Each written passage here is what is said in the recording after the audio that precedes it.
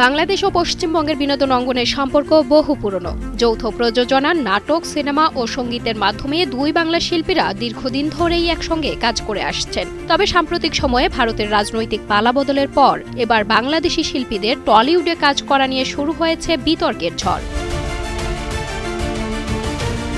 গত বুধবার কলকাতার টেকনিশিয়ানদের এক বৈঠকে বিষয়টি নিয়ে প্রকাশ্যে ক্ষোভ জানান সংশ্লিষ্টরা। বৈঠকে উপস্থিত ছিলেন পরমব্রত চ্যাটার্জি, সৃজিত মুখার্জি, ইন্দ্রদীপ দাশগুপ্ত সহ টলিউডের একাধিক পরিচিত মুখ।